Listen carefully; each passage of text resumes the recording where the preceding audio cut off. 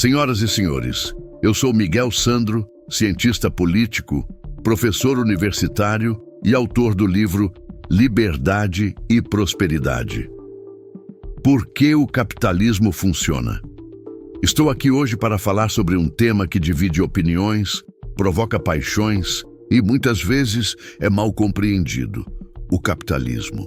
Como defensor desse sistema, reconheço que ele não é perfeito, mas acredito, com base em fatos, história e lógica, que o capitalismo é a força mais poderosa que a humanidade já criou para gerar riqueza, inovação e liberdade. Hoje quero responder às críticas que setores da esquerda fazem ao capitalismo, acusações de desigualdade, exploração, consumismo e destruição ambiental, e mostrar por que essas críticas, embora apontem problemas reais, frequentemente erram o alvo.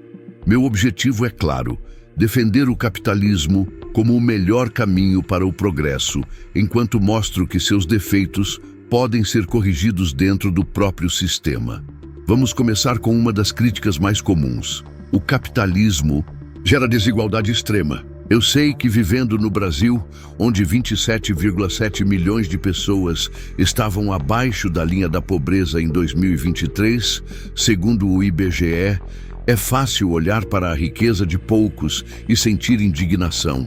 Mas culpar o capitalismo por isso é uma simplificação perigosa. O capitalismo não é um jogo de soma zero, onde o ganho de um significa a perda de outro. Ele cria riqueza.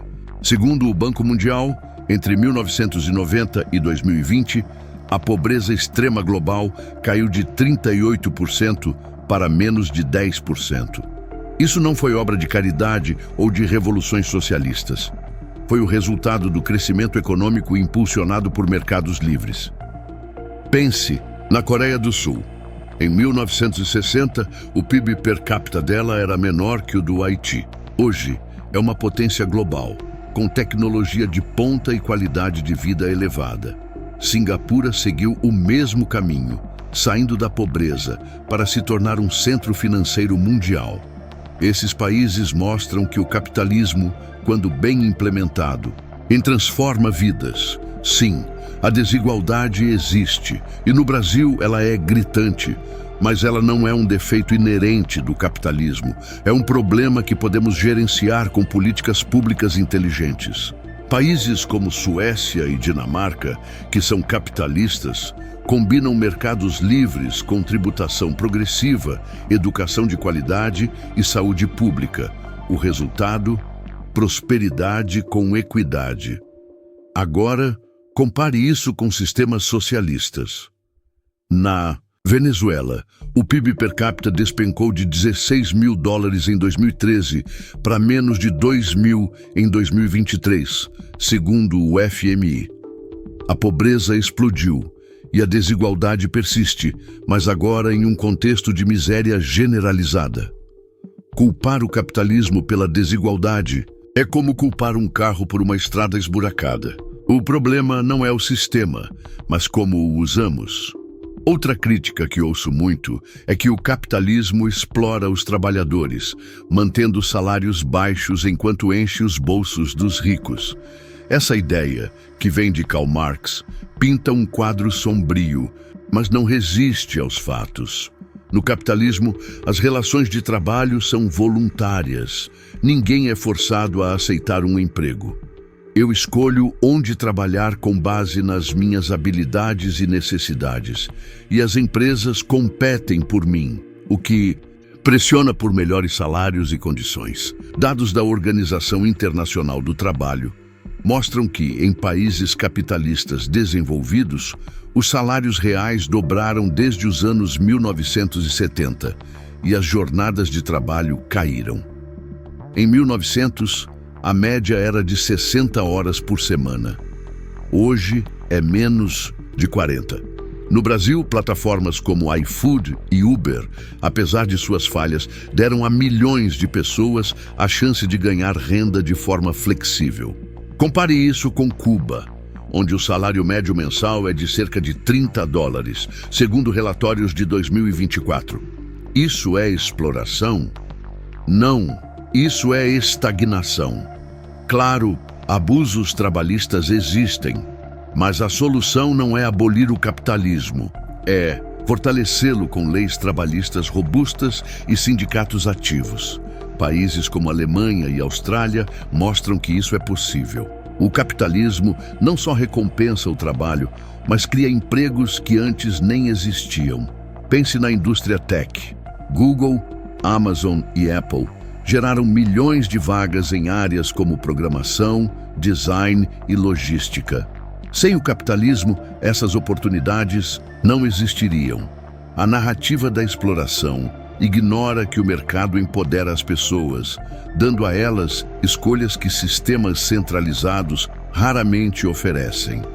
Agora, vamos falar da crítica de que o capitalismo prioriza o lucro acima de tudo, sacrificando ética, meio ambiente e até a saúde das pessoas. Eu entendo o apelo emocional dessa ideia, mas ela não conta a história toda. O lucro é o que impulsiona a inovação. Veja a Tesla. A busca por lucro levou ao desenvolvimento de carros elétricos que reduziram emissões globais. Ou pense na Pfizer, que lucrou bilhões com a vacina contra a Covid-19, mas também salvou milhões de vidas ao desenvolvê-la em tempo recorde. O lucro não é o vilão. Ele financia o progresso. Na antiga URSS, a falta de incentivos de mercado levou a fábricas ineficientes, escassez de bens e filas intermináveis para comprar pão. No capitalismo, os consumidores têm poder. Quando exigimos produtos sustentáveis, as empresas respondem. Em 2024, 60% dos consumidores globais preferiam marcas eco-friendly, segundo a Nielsen. E empresas como Unilever e Nestlé adotaram metas de neutralidade de carbono. Isso é o capitalismo em ação. Ele reflete o que queremos. Sobre o meio ambiente. Sei que muitos apontam o capitalismo como o grande destruidor do planeta. O crescimento econômico tem, sim, impactos ambientais, como desmatamento e poluição. Mas culpar o sistema como um todo é injusto. Países capitalistas como Alemanha e Dinamarca lideram em energias renováveis. Em 2023, a Alemanha gerou 46% de sua energia de fontes limpas, segundo a Agência Internacional de Energia, graças a investimentos privados incentivados por políticas públicas. A inovação em tecnologias como energia solar e captura de carbono só aconteceu porque o capitalismo financiou a pesquisa. Compare isso com o histórico da URSS, que devastou o Mar de Aral com planejamento estatal desastroso, ou com a China, pré-reformas, que poluiu desenfreadamente até adotar elementos capitalistas. O problema ambiental não é o capitalismo, mas a falta de regulação. Quando bem gerido, o mercado alinha lucro com sustentabilidade. Uma crítica mais emocional é que o capitalismo é moralmente injusto, concentrando riqueza enquanto outros passam fome. Eu entendo a indignação, especialmente no Brasil, onde a desigualdade é visível todos os dias. Mas a ideia de que a riqueza de poucos causa a pobreza de muitos é uma falácia. O capitalismo cria prosperidade. Em 1800, 85% da população mundial vivia em pobreza extrema, segundo o Our World in Data. Hoje é menos de 10%. Isso aconteceu porque o capitalismo impulsionou a industrialização, o comércio e a inovação. Pessoas como Oprah Winfrey, que nasceu na pobreza, ou Elon Musk, de uma família modesta, construíram fortunas com trabalho e criatividade. No MIC, capitalismo qualquer um pode sonhar grande. Compare isso com a Venezuela, onde a elite chavista vive em luxo, enquanto a população enfrenta filas por comida. No Brasil, pense em alguém como Roberto Justus, que foi atacado recentemente na plataforma X por causa de uma bolsa de R$14 mil da filha. Ele trabalhou, criou empresas, gerou empregos e paga impostos que financiam o Estado. Demonizá-lo Não resolve a pobreza, só distrai do que realmente importa. Falando no caso Justus, esse episódio mostra como a crítica ao capitalismo muitas vezes vira ressentimento pessoal. A foto de uma criança com uma bolsa de grife gerou ataques virulentos, incluindo comentários sobre guilhotina de um professor da UFRJ e uma psicanalista. Isso não é política, é inveja disfarçada de ideologia. No Brasil, a carga tributária sobre empresas é de 34%, segundo a Receita Federal. Isso significa que a riqueza de pessoas como Justus financia escolas, hospitais e programas sociais. A solução para a desigualdade não é atacar os ricos, mas investir em educação, infraestrutura e oportunidades. O Bolsa Família, por exemplo, é um programa capitalista. Ele dá dinheiro às pessoas que o gastam no mercado, estimulando a economia. Entre 2003 e 2010, ele reduziu a pobreza extrema em 15%, segundo o IBGE. Esse é o poder do capitalismo bem aplicado. Outra crítica que ouço é sobre monopólios. Sim, eles são um risco, mas o capitalismo tem um antídoto: a competição. Veja a Microsoft nos anos 1990. Ela dominava o mercado, mas perdeu espaço para Google e Apple, porque o capitalismo recompensa a inovação.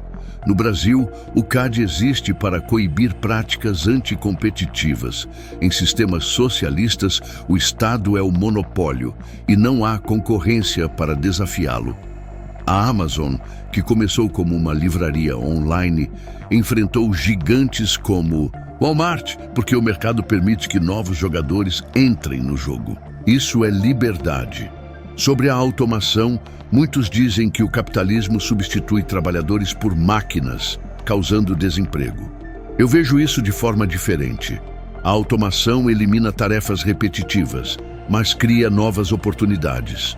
No século XIX, os luditas destruíam máquinas têxteis por medo do desemprego. O que aconteceu?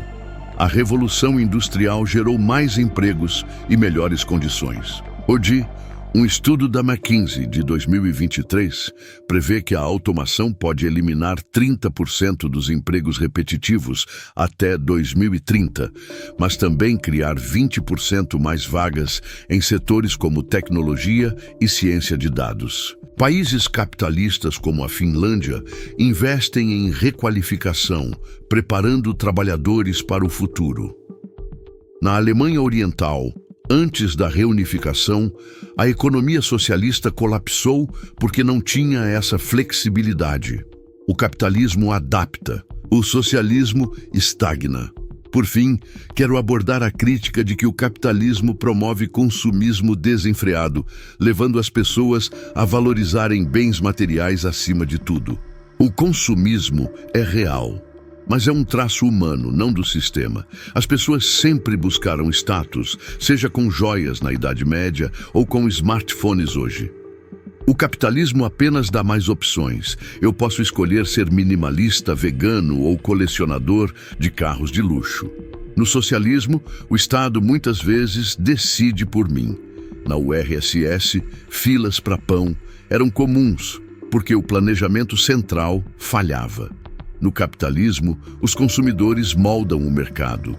Em 2024, 60% dos consumidores globais preferiam marcas sustentáveis, segundo a Nielsen, e as empresas responderam: isso é liberdade de escolha, algo que só o capitalismo oferece. Senhoras e senhores, o capitalismo não é um conto de fadas. Ele tem falhas, mas também tem um histórico inegável de sucesso. Ele nos tirou da pobreza generalizada e nos levou à Lua. As críticas da esquerda apontam problemas reais, mas a solução não é destruir o sistema, é melhorá-lo com regulação, educação e oportunidade. No Brasil, precisamos de menos burocracia, mais empreendedorismo e políticas públicas que usem a força do mercado para incluir, não excluir. Demonizar a riqueza ou o capitalismo é fácil. O difícil é construir um país onde todos possam prosperar. Eu acredito que o capitalismo, com seus defeitos, é a melhor ferramenta que temos para isso. Vamos usá-lo com sabedoria.